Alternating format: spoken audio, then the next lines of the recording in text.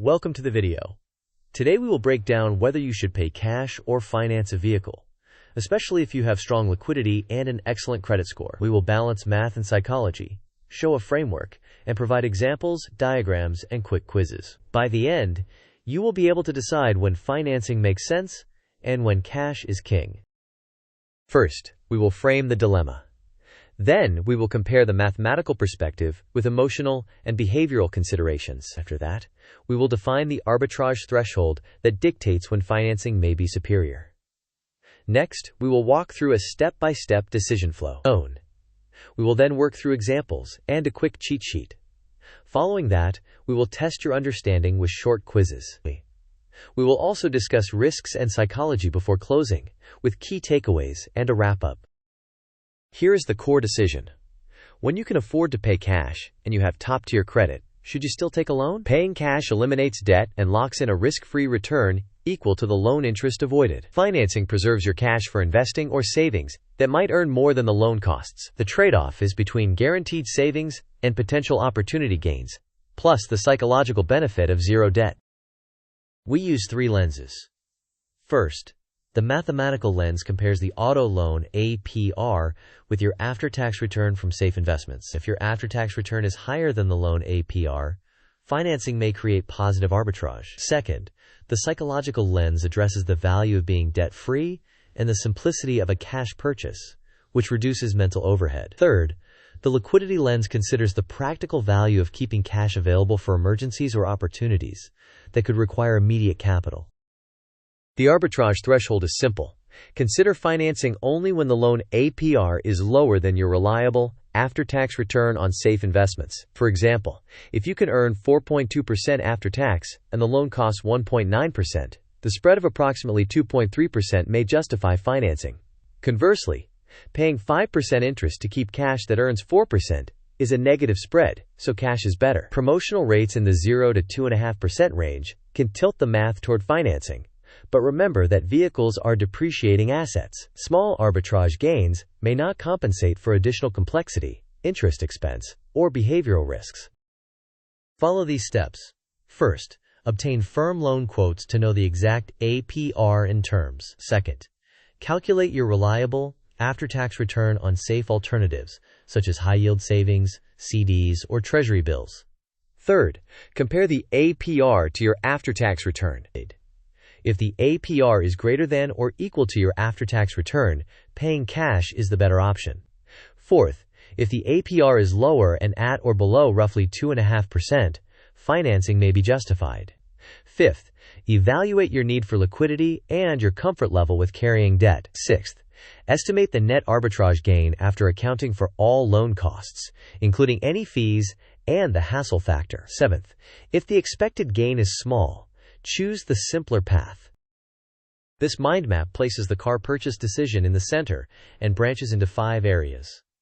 The math branch covers APR, after-tax returns, and the spread between them. The liquidity branch covers emergency fund levels, the ability to capture opportunities, and overall cash flow stability. The psychology branch includes peace of mind, desire for simplicity, and individual risk tolerance. The deal terms branch highlights promotional APRs, any fees, and prepayment penalties. The vehicle branch reminds us of depreciation, your intended holding period, and the total cost of ownership. Seeing these together clarifies why a small positive spread may still not justify financing if other branches push you toward simplicity and certainty.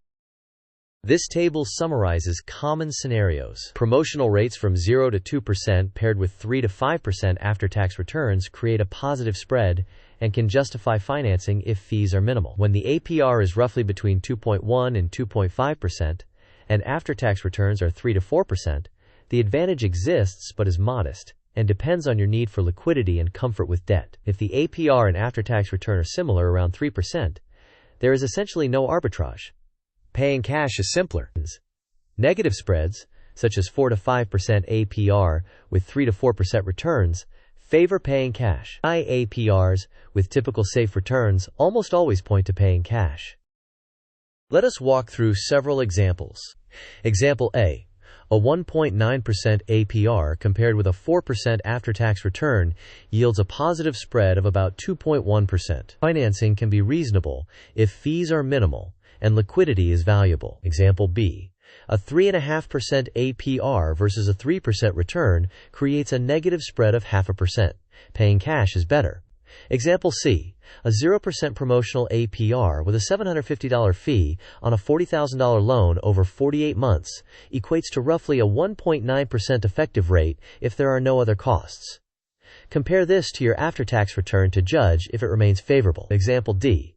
A 2.49% APR versus 2.6% after-tax return creates a 10 to 11 basis point spread. The gain is negligible, so the simpler approach of paying cash may be superior. Example E. A 4.99% APR versus a 4.2% return is a negative spread. Paying cash avoids the loss. On the left, paying cash guarantees savings equal to the loan APR, eliminates loan complexity and fees, provides the psychological benefit of being debt-free, may reduce certain insurance or financing requirements, and avoids negative arbitrage risk. On the right, financing preserves liquidity for emergencies or opportunities, can create positive arbitrage when the APR is lower than your after-tax return, may slightly benefit your credit mix, though this is minor for very high scores, can capitalize on promotional rates, and offers flexibility if prepayment is allowed without penalties. Question. You have a 1.9% APR offer for 48 months, and your after-tax safe return is 3.6%. Which option is mathematically superior? Option A. Pay cash. Option B. Finance and keep cash in the high-yield account. Option C. Either is identical. Option D. It depends on credit score only. You may pause the video now to think about the answer. We will discuss the answer in the next section of the video. The correct answer is to finance and keep the cash in the high-yield account. Since 1.9% is lower than your 3.6% after-tax return, you have a positive spread of approximately 1.7%. Provided fees are minimal and you are comfortable with the added complexity, the math favors financing. Question. The loan APR is 4.5% and your after-tax safe return is 4%. What is the optimal choice? Option A. Finance, because liquidity always wins. Option B.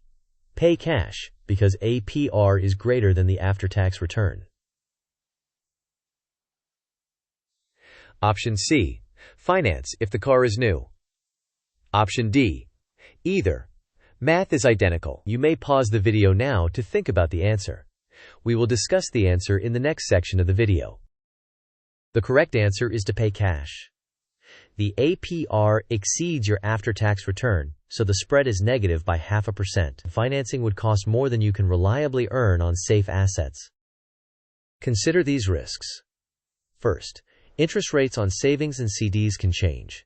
Ensure your assumed return is reliable. Second, watch for fees, required add-ons, and prepayment penalties that reduce or eliminate the arbitrage. Third, maintaining liquidity can tempt unnecessary spending, undermining the theoretical advantage. Fourth, remember that vehicles depreciate. Pursuing small arbitrage on an asset that loses value may not be worthwhile. Finally, factor in your stress level.